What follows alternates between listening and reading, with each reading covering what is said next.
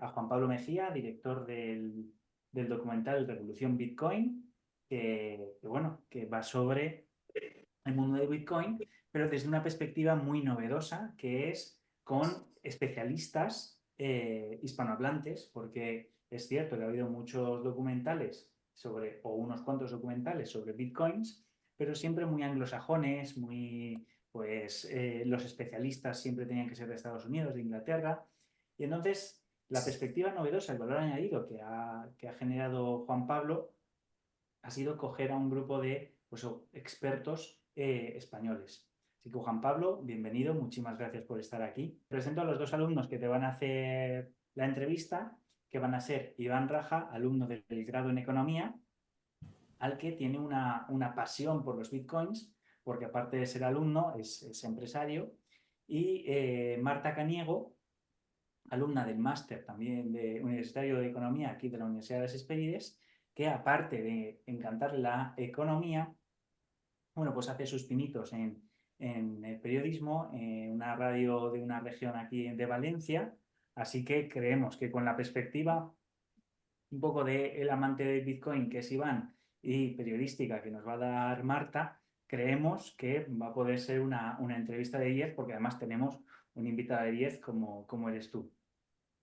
Antes de empezar a darle los trastos de la entrevista a mis alumnos, quería preguntarte un poco que promocionaras un poco el documental, pues eso, dónde se va a poder ver, dónde podemos disfrutarlo, para que la gente que vea esta entrevista esta semana y la que viene, pues lo aproveche.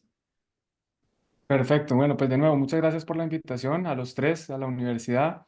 El documental, como bien ya hiciste una introducción bastante valiosa, trata de tener algunas de las principales voces hispanoparlantes, no solo de España, sino de Latinoamérica. Hay un foco importante en las personas que utilizan Bitcoin desde una perspectiva, no necesariamente desde la especulación y la inversión, que yo no tengo nada en contra de eso, soy especulador, soy inversor, pero creo que Bitcoin es mucho más que eso.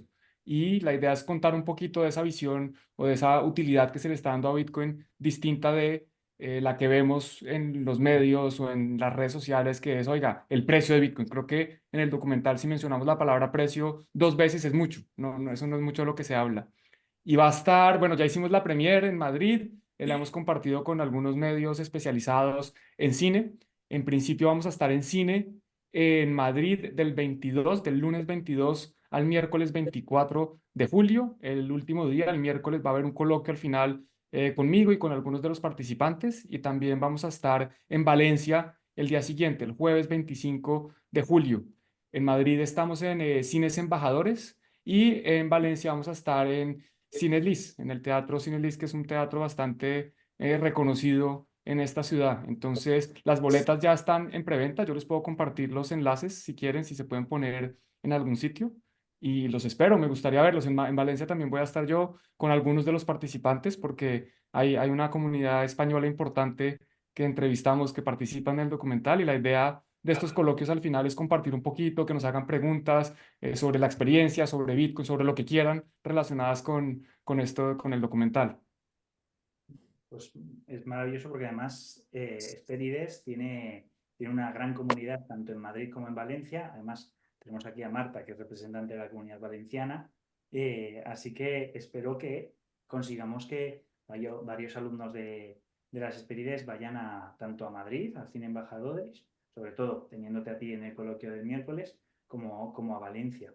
Y ahora pues empiezo dándole los trastos a mis alumnos. Iván, si quieres empezar. Sí, primero, antes de todo, me ha encantado, es espectacular. El documental, el enfoque es completamente diferente. Y bueno, como amante de Bitcoin, quería hacer la pregunta que creo que todos nos hacemos siempre. Es, al fin y al cabo, para muchos Bitcoin representa libertad. Y los gobiernos, muchos de ellos, están realmente obsesionados en regular las criptomonedas. Recientemente están obligando, por ejemplo, a los exchanges a tener que informar sobre quién tiene, cómo y por qué. Y eso ha llevado a que muchos cambios estén delimitando el camino hacia donde vamos. ¿Cómo podemos hacer que Bitcoin mantenga la naturaleza descentralizada y propia que defiende la libertad sistemática en sí mismo y a la vez conseguir sobrevivir al control de los gobiernos? Bueno, es una muy buena pregunta y desafortunadamente no tengo una respuesta como ideal para responderla, porque, a ver, ¿cómo podemos lograr que Bitcoin siga manteniendo su naturaleza descentralizada? Yo creo que eso viene directamente en Bitcoin y nosotros no podemos, de cierta forma, cambiar las propiedades de Bitcoin. Lo que podemos hacer es participar de la red y hay distintas formas de participar. Una de las formas, digamos, que más ayuda a que se mantenga esa descentralización es teniendo un nodo. Un nodo es básicamente un pequeño ordenador, puede ser tan pequeño como un mini PC, es un dispositivo que puede costar 200 euros, 250 euros, no es muy costoso, y en este nodo se guarda la información de todas las transacciones, todos los bloques, toda la historia de Bitcoin está almacenada ahí. Asimismo, se guardan todas las reglas de cómo funciona el protocolo. Entonces, al participar nosotros de la red y tener nuestro propio nodo, nosotros estamos de cierta forma verificando que todo lo que está ocurriendo en la red es lo que se ha acordado, lo que hemos acordado con los demás participantes. Entonces, puede que llegue BlackRock y compre una cantidad muy grande de bitcoins, o puede que llegue un gobierno y confisque una cantidad importante de bitcoin. Mientras nosotros tengamos un nodo, los gobiernos o BlackRock o cualquier persona no va a poder entrar a nuestro nodo y cambiar las reglas y modificar lo que nosotros hoy consideramos que es Bitcoin. Entonces, esa primera parte de cómo podemos asegurarnos de que Bitcoin mantenga esas propiedades que lo han hecho tan exitoso hasta el momento, creo que es eso, es participando de la red, ya sea con un nodo, que eso es como aportando mucho. Uno también puede participar de la minería, que hoy en día es un poco más una actividad profesionalizada. Es difícil hoy en día una persona desde su casa o desde su oficina tratar de minar. Eso creo que hay que dejárselo a los expertos, tratando de pronto aportar o contribuir o apoyar a los que están minando, apoyar a los que están desarrollando y informándonos, participando, siendo parte de la discusión, entendiendo qué es lo que es Bitcoin, cuáles son los cambios que se pretenden hacer, si estamos de acuerdo o no, tratar de participar de esa discusión, creo que es como lo más valioso que podemos hacer. Esa era la primera parte de la pregunta y la segunda se me olvidó, si me la puedes recordar, por favor.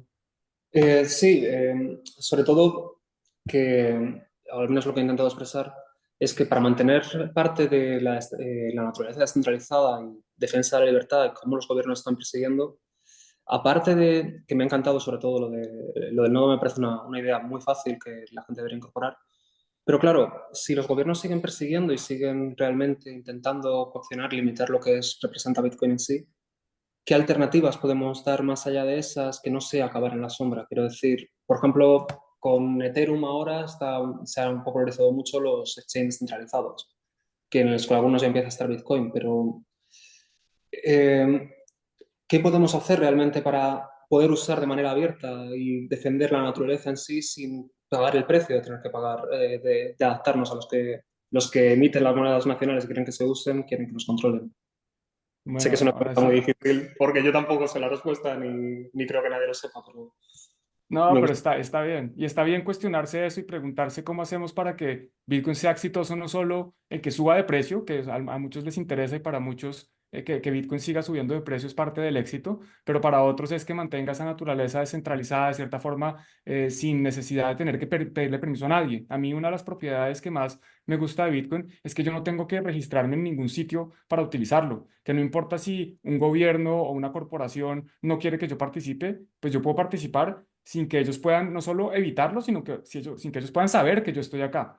Entonces, varios puntos. Primero, los ataques de los gobiernos y de las instituciones que de cierta forma están perdiendo su negocio gracias a la aparición de Bitcoin o están viendo cómo su posición de privilegio está siendo afectada porque hoy tenemos una alternativa que de cierta forma nos ofrece lo mismo, pero con unos beneficios adicionales. Pues esos ataques van a venir. Entonces, ¿cómo podemos evitarlos? Yo creo que es parte esencial es entender cómo funciona Bitcoin. Así como hay exchanges descentralizados en otras blockchains, en Bitcoin hay distintas formas donde yo puedo comprar sin necesidad de registrarme, sin necesidad de hacer un KYC, lo que se conoce como conoce a tu cliente, Know Your Customer o Know Your Client, que es este procedimiento donde yo entrego mi información, doy mi identidad, el exchange, la plataforma, digamos el intermediario que me vende los Bitcoins si yo quisiera comprar sabe quién soy, me tiene identificado y esa información eventualmente va a terminar no solo en Hacienda, sino que va a terminar siendo hackeada. Muy posiblemente toda nuestra información, todo lo que está en Internet va a terminar de ser público. Entonces hay plataformas como HODL HODL, como BISC, como el Monstruo, ahorita hay una que esto podemos profundizar mucho más, pero hay un nuevo protocolo de transferencia de información en Internet que se llama Noster, donde en principio se está utilizando como un reemplazo de Twitter, pero tiene mucho más poder y ahí se empiezan a crear redes descentralizadas de comunicación para poder permitir, digamos, intercambio de Bitcoin por dinero fiat, por euros, por dólares, por pesos, sin necesidad de depender de estos terceros. Entonces hay que estar listos para los ataques. Los ataques se van a venir y se van a venir vez más fuertes. Nos van a tratar de meter por todos lados las CBDCs, estas famosas monedas digitales, el euro digital, el dólar digital. Los gobiernos van a tratar de forzarnos a utilizarlas porque, de nuevo, ellos no van a querer ceder esa posición de control, esa posición de privilegio donde hoy pueden imprimir el dinero que les dé la gana, cuando les dé la gana, entregárselo a quien les dé la gana. Es muy difícil que alguien ceda esa posición. Entonces, ellos van a tratar de defenderse. Y nosotros lo que tenemos que ver es, bueno, ¿cuál es esta alternativa que existe hoy, que ya tenemos, y cómo podemos empezar a participar de esa alternativa, independiente de que otras entidades nos quieran tratar de prevenir? Y como ya mencioné, algunas de estas hay más y cada vez se están creando más, digamos, formas de conectarnos con esta red sin necesidad de depender de intermediarios o de pedir permisos o de tener estos bloqueos que nos van a tratar de imponer. Genial, gracias. Venga, por mi parte, bueno, antes de nada, muchísimas gracias otra vez, como ha dicho Iván. Yo no conozco tanto el mundillo del Bitcoin y demás, pero precisamente por eso me ha resultado muy interesante, porque es un acercamiento más allá de lo que se suele ver de normal. Y un poco en eso quería centrar yo la primera pregunta que quería hacer. Y es que diariamente cuando hablas con la gente sobre Bitcoin o cuando sale en alguna conversación, se suele ver como con reticencia, como con cierto miedo o estas típicas frases que se oyen del tipo no te fíes de los cripto bros y cosas así que se dicen mucho por Valencia. ¿De dónde puede venir esta reticencia o este tabú que tienen algunas personas a hablar de Bitcoin? Bueno, yo creo que eso es normal porque es que incluso me pasó a mí. La primera vez que yo oí sobre Bitcoin en 2012 o 2013, la persona que me contó de esto, que la quiero muchísimo, yo le dije, no sea tonto, ¿cómo así que una moneda de Internet? Eso es una estafa, eso es una pirámide, obviamente eso no puede funcionar. Entonces creo que es normal que exista como esas dudas sobre Bitcoin porque es algo a lo que no estamos acostumbrados. Cuando desde muy pequeños, cuando somos niños, nos enseñan que el dinero pues es un papelito o una monedita y que eso es emitido por un banco central. Al final, en la realidad es que nadie conoce cómo funciona el dinero. Son muy pocas las personas en el mundo que entienden el detalle de cómo funciona el dinero, pero es algo que asumimos que existe, como quién entiende cómo funciona la gravedad. Son muy poquitos, pero sabemos que ahí está y creemos que eso es y hay una fórmula y todos asumimos que eso es lo cierto, ¿cierto?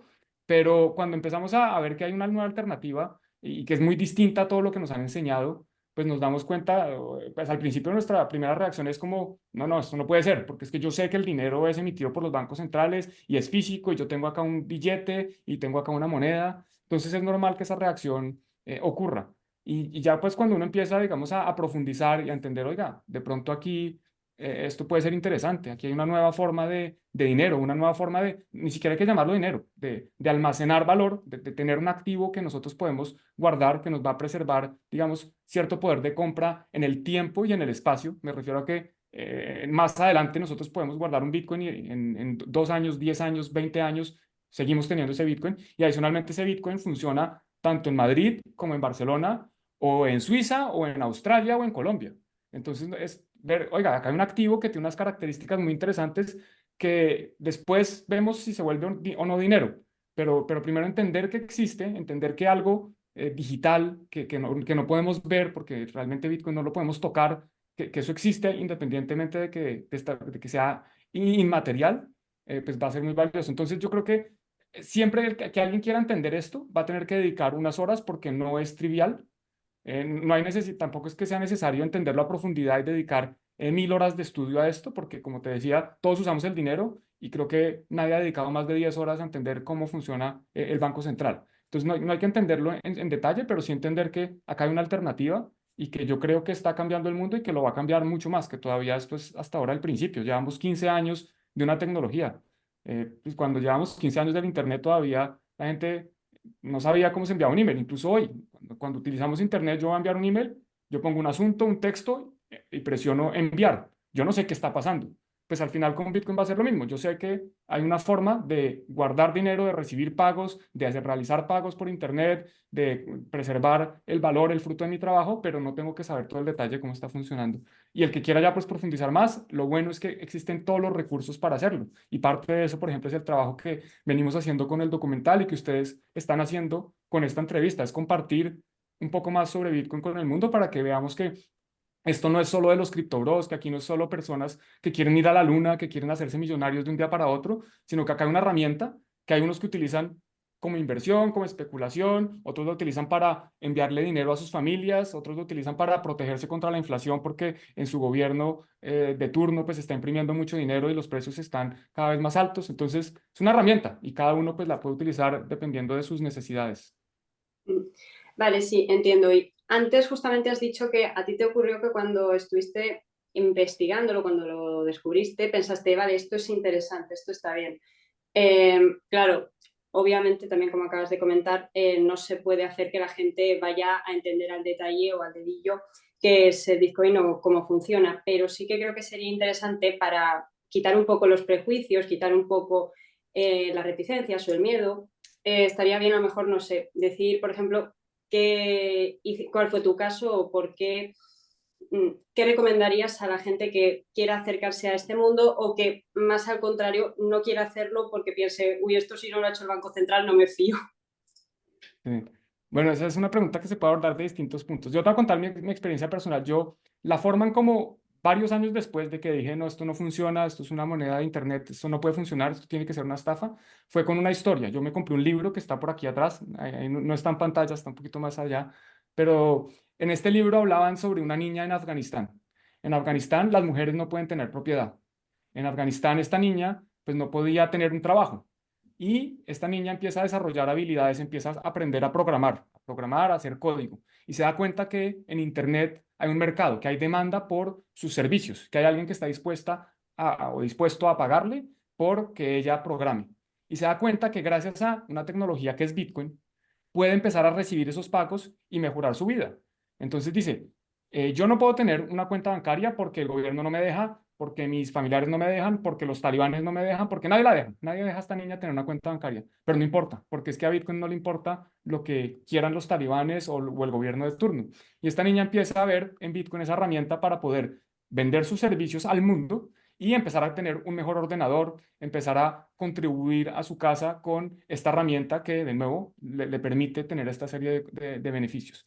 A mí, un caso personal me pasó cuando yo llegué a España hace 2019. Cuando uno llega como inmigrante a un nuevo país, tiene que pues, abrir su cuenta bancaria para poder sacar el teléfono, para poder hacer el arrendamiento, para poder... Bueno, pero es que para el arrendamiento me piden cuenta bancaria, el banco me pide una residencia. Entonces yo no podía tener banco porque no tenía un lugar donde quedarme porque no me lo iban a dar hasta que no tuviera banco. Entonces empieza como una referencia circular donde, oiga, pero sin banco yo no puedo tener teléfono y sin teléfono yo no puedo tener banco. Entonces, ¿cómo funciona? Y gracias a Bitcoin yo pude de cierta forma sobrevivir y poder empezar a mover valor, a sacar dinero en efectivo, a comerciar. No es que sea todavía muy popular, pero hoy en día uno puede sobrevivir. Con Bitcoin yo diría que prácticamente en cualquier ciudad capital, por lo menos de Europa. Seguramente hay ciudades o pueblos más chiquitos donde todavía nadie ha escuchado esto, pero hoy en día ya es una herramienta que nos permite sobrevivir sin hacer parte de un sistema al que además de cierta forma estamos medio obligados, ¿no? Porque los bancos, nos guste o no, pues para pagar impuestos necesitamos bancos, para pagar los servicios necesitamos bancos, estamos un poco obligados a esto. Entonces, yo creo que casos como este, pues son muy valiosos para entender por qué Bitcoin es importante y lo otro ya es empezar a leer o podcast o videos. Hay mucho contenido, entonces simplemente uno busca en internet cursos de Bitcoin en español o en inglés si quiere y empieza a encontrar una serie de recursos. Yo que recomiendo que me ha gustado mucho, también depende de la perspectiva que uno quiera abarcarlo.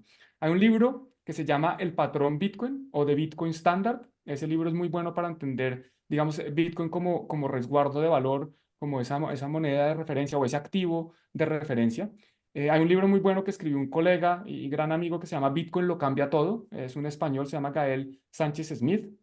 Hay otro libro que se llama La filosofía de Bitcoin, de Álvaro de María. Está teniendo un éxito rotundo por todo el mundo. Por allá salió Javier Milei, el presidente de Argentina, con el libro en la mano. Entonces ese libro también está funcionando mucho. Y esos son como más para empezar a entender Bitcoin. Ya hay otros para empezar, mucho más profundos, pero yo creo que con esos tres puedo empezar. Obviamente, y tengo que volver a venderlo el documental, porque este documental les va a mostrar digamos, distintas perspectivas. Y también están las críticas, y se habla de los criptobros, y se habla de cómo muchas personas están vendiendo esto como si fuera una maravilla, sin entender, diga pronto, oiga, esto no es tan perfecto, y hay una volatilidad impresionante, y hay riesgos que tenemos que entender pues tratar de mitigar. Entonces yo creo que esos recursos pueden ser como para empezar, como una persona puede, partiendo de, oiga, no, esto es una estafa, esto no funciona, oiga, esto está interesante, quiero aprender más. Y eso es lo importante. Yo creo que plantar esa semilla, eso es lo que queremos con el documental. Aquí nadie va a salir un experto en Bitcoin, pero si alguien sale pensando, oiga, quiero investigar un poquito más, quiero aprender un poquito más, quiero de pronto empezar a transaccionar, quiero tenerlo, moverlo, enviarlo, uy, eso llegó, ahora me lo devolvieron. Esa semillita yo creo que va a ser clave. Empezar.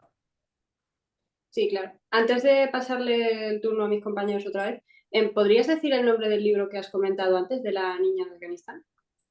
Ese se llama, es que es complejo porque en inglés, en Inglaterra se llama distinto que en el resto del mundo. Yo cuando lo leí estaba en Londres, se llama Cryptocurrencies, The Future of Money. Vale. Pero Pues cuando ahora lo busquen, sí, si lo buscan en Amazon UK, ese es el título. Y ya de ahí pueden ir a la tienda correspondiente. vale, pues muchas gracias. Ahora, si quieres, José, lo escribo en el chat. Como puedes ver ahí, Marta siempre periodista, buscando ahí la fuente. Pero bueno, creo que Iván también tenía alguna que otra pregunta. Sí, como apasionado de Bitcoin y a lo largo de verlo durante los años, hemos visto con el aumento de las transacciones y ese aumento de las transacciones lleva a un aumento de comisiones que han hecho que la escalabilidad sea muy difícil. Para aumentar la escalabilidad, en el propio documental sale como solución Lightning Network, que realmente ha funcionado genial. Pero a pesar también tiene desafíos, tanto en su uso, implementación. ¿Crees que Lightning Network es la solución real para realmente poder llevar esa escalabilidad y ese uso al uso práctico de Bitcoin el día que Bitcoin se use como medio de pago generalizado para las compras? ¿O hará falta algún tipo de capa adicional o alternativa ligeramente diferente a Lightning Network? Bueno, la respuesta, digamos, rápida es no creo que Lightning sea suficiente, creo que tienen que llegar nuevas alternativas.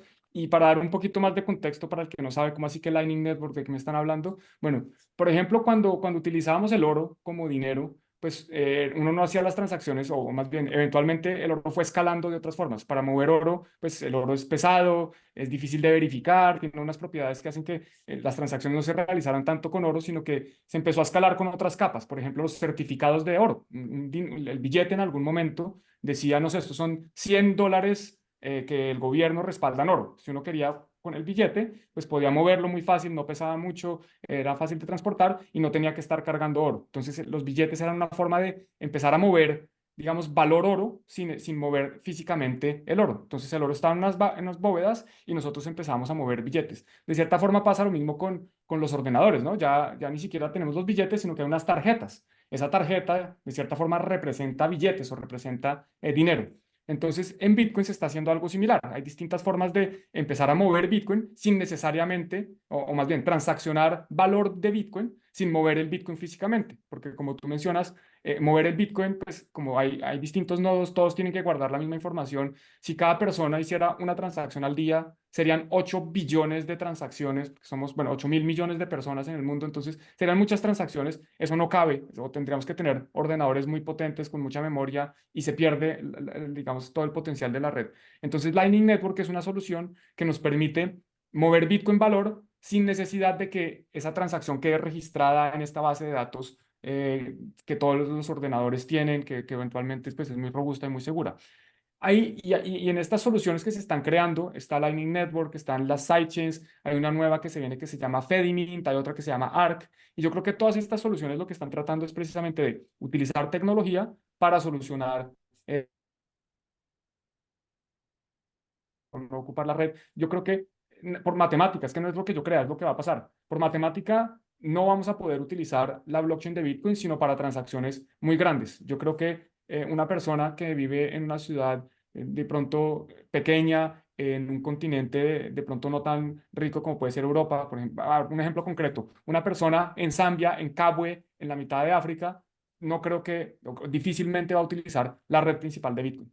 Va a poder mover Bitcoin valor, va a poder almacenar Bitcoin, va a poder transaccionar con Bitcoin, pero va a tener que utilizar tecnología y va a haber distintos trade-offs. Va a haber tecnologías que van a ofrecer más descentralización, de pronto van a ser más lentas o más costosas. Va a haber otras que se van a hacer inmediatas, muy rápidas, pero de pronto voy a tener que sacrificar en custodia o descentralización o algunas cosas. Yo creo que Lightning es muy bueno, como tú dices, ha funcionado, pero no va a ser suficiente porque todavía tiene unas limitaciones, digámoslo así, técnicas, que creo que no van a ser, que creo que se necesitan más soluciones y incentivo a que, o más bien invito a que más personas trabajen en buscar estas soluciones. Bueno, pues yo creo que están siendo respuestas muy enriquecedoras, que nos están ayudando muchísimo. Me gustaría hacer una pregunta más centrada en el documental, como es para la gente que vaya a verlos, pues de repente aparece el cantante Hueco, que ha hecho un videoclip entero solamente con criptomonedas. Entonces, quería preguntarte, de todas las experiencias que muestras dentro del documental, de todas las experiencias que nos hablas, positivas y negativas, porque también nos muestras las críticas dentro del documental, ¿qué crees o qué voz te ha llamado más la atención de todas las que has cogido dentro del documental? O qué es lo que para ti ha sido un descubrimiento, incluso como director del propio documental, que no te esperabas? Bueno, yo creo que definir una voz es muy difícil porque así como Bitcoin, digamos, no tiene una entidad central que lo controle o no hay nadie que pueda cambiar el código o que pueda modificar lo que hoy es Bitcoin, tampoco hay una persona que tenga la verdad absoluta o que tenga, digamos, un entendimiento mejor que el de los demás sobre qué es Bitcoin. Bitcoin es muchas cosas y yo creo que parte del valor del documental es traer todas esas voces y contar un poquito una visión como bastante holística de lo que es Bitcoin. Entonces, casarse con una, pues la de Hueco definitivamente es interesante porque es un artista, alguien que uno no esperaría que estuviera de pronto metido en Bitcoin. Otro, por ejemplo, Ricardo Salinas, es un banquero,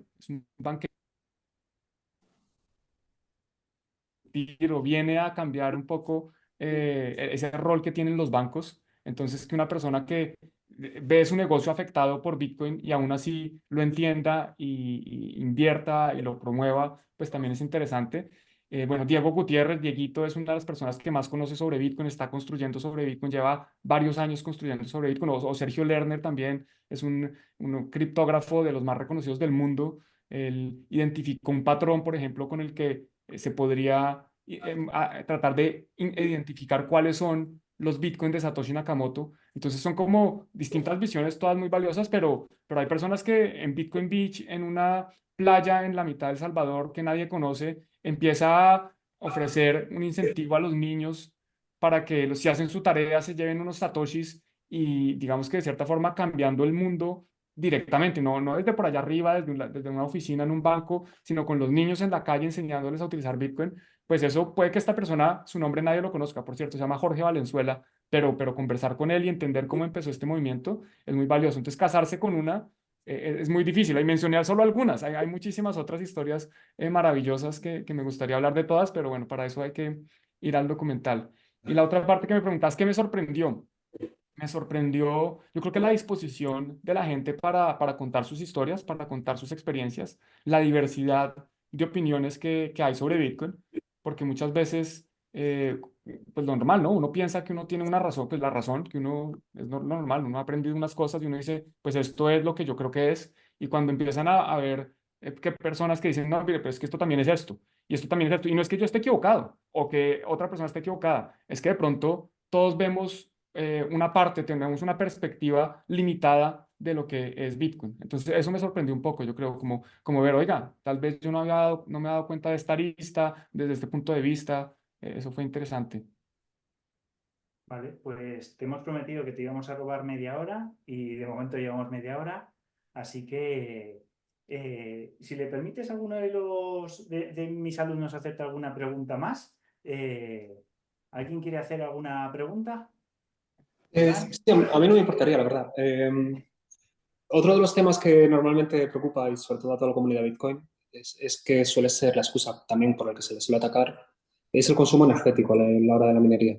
Siendo esencial, se trata en el documental, pero lo que no se trata tanto es como las soluciones a futuro. ¿Qué soluciones crees que puede haber para poder mitigar un poco el alto consumo eléctrico? Quiero decir, como los campos de minería que ya están saliendo, algunos con o solo uso de energía renovable, o ¿cuál crees que es el futuro? ¿Pasa por la eficiencia más bien de, del- de los recursos o cómo crees que se desarrollará?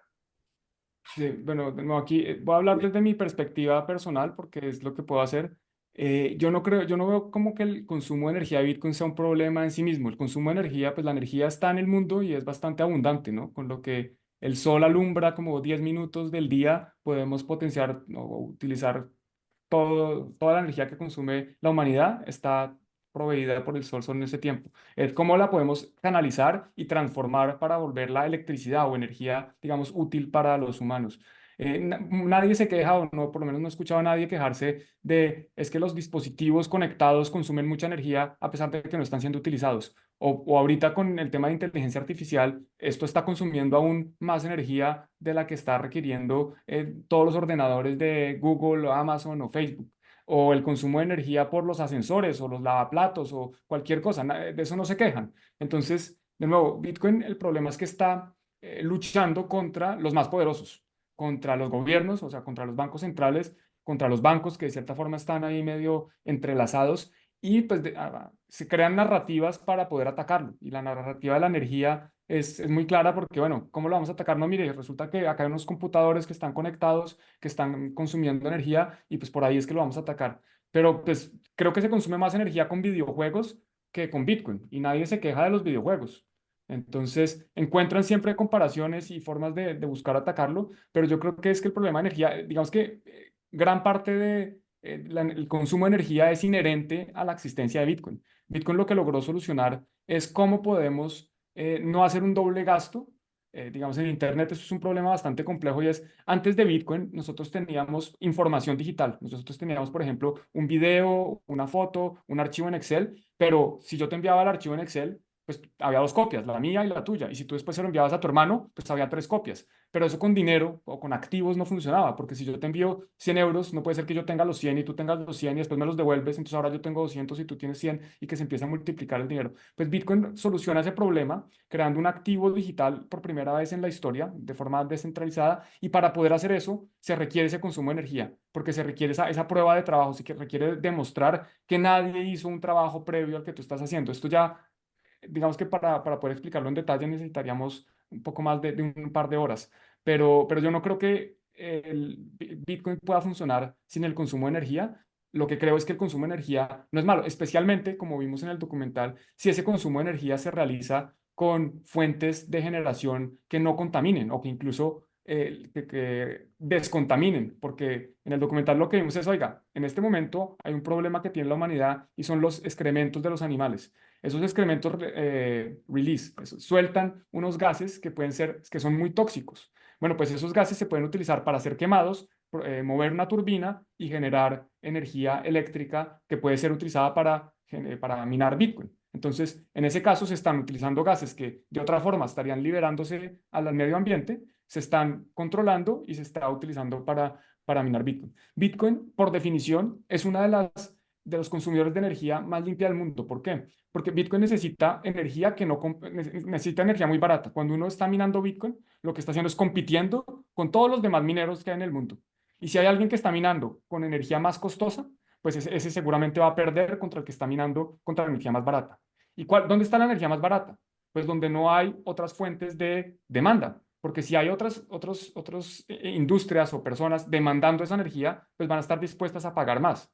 Entonces, Bitcoin lo que hace es que está cogiendo los sitios donde no hay otra demanda de energía y utilizando esa energía para pues, crear esta red de transferencia de valor, de almacenamiento de valor que pues, es muy valiosa y tiene un valor muy grande para la humanidad. Yo creo que el costo de minar Bitcoin es más que compensado con los beneficios que está trayendo para las cientos de miles de personas que hoy lo utilizamos a diario para preservar nuestro valor, para hacer transferencias internacionales, para dejarle nuestro fruto de nuestro trabajo, nuestra herencia a nuestros hijos. Entonces, yo no lo veo como un problema y siempre va a estar ahí. Yo creo que el consumo de energía es como, oiga, es que el transporte consume mucha energía. Sí, difícilmente vamos a poder evitar que esto ocurra. Bueno, pues Juan Pablo, muchísimas gracias. Antes de despedirnos, quería dejarte el minuto de oro, como si esto fuera un debate ahí electoral, pues para no solamente convencer a la gente de que vaya a ver el documental, que ya les digo, Revolución Bitcoin, que ya nos ha dicho que en julio lo tendremos tanto en Madrid como en Valencia, además en las dos sesiones le tendremos a él. Sino que estoy seguro de que posteriormente estará disponible bajo demanda en Internet. Así que, bueno, tienes un minuto para que a los estudiantes de la Universidad de las Hespérides, la Universidad de la Libertad, les convenzas para ir a ver este documental que has dirigido tú. Bueno, no, pues la invitación es a que abran un poco la mente, como me tocó abrirlo a mí. Yo fui muy terco, yo empecé mi carrera en finanzas tradicionales, en banca de inversión, todos los días me ponía una corbata, esto estoy hablando desde 2008, es lo que vengo haciendo. Me tocó ver cómo se quebró Lehman Brothers, cómo los bancos cometieron actividades prácticamente delictivas y aún así fueron remunerados, cómo las personas que están dirigiendo estas entidades recibieron unas bonificaciones, los gobiernos, los bancos centrales decidieron imprimir más dinero para salvar a los bancos cuando otras personas se estaban quedando sin trabajo, sin empleo, perdieron sus viviendas, etcétera. Pues bueno, aquí tenemos una alternativa. Tenemos una alternativa que para algunos les gustará, a algunos no, pero por lo menos tenemos que entender de qué se trata para poder tomar una decisión de si nos gusta o no. Y qué mejor que verlo en cine acompañado de nuestra pareja o una persona que queramos, con la que disfrutamos estar compartiendo. Hay maíz pira, palomitas, no sé cómo se dice en España, crispetas. Ahí pueden tener su gaseosa, sentados muy cómodos, con aire acondicionado en este verano tan duro que está llegando. Entonces, invitadísimos a ver este documental para que abran su mente y para que tomen ustedes propios la decisión de si les interesa profundizar más o quieren seguir con este sistema que, desde mi punto de vista, pues no está funcionando muy bien, está más bien como podrido. Pues Juan Pablo, repito, muchísimas gracias por querer presentar el documental como Nache, que la gente no sabrá, pero te abordé por LinkedIn para poder hacer esta entrevista. También un agradecimiento enorme a Iván Raja y a Marta Ganiego, nuestros estudiantes, periodista, empresario.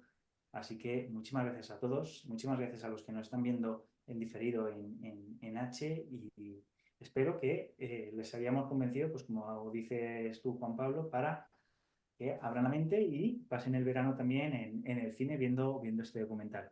Muchísimas gracias a todos. Gracias. Muchísimas gracias.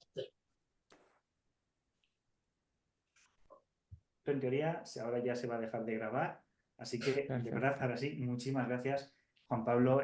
Siento todo de marearte por LinkedIn, pero eso, ya estás libre y ya sobre todo conoces la Universidad H, que estaremos encantados de tenerte cuantas veces quieras, porque en las Hespérides Iván dio una charla de Bitcoins, Marta también ha dado una charla hace poquito, así que tenemos muchos estudiantes que quieren hacer cosas y estoy seguro de que cualquier cosa que propongas o quieras hacer, nosotros estaremos encantados de tenerte.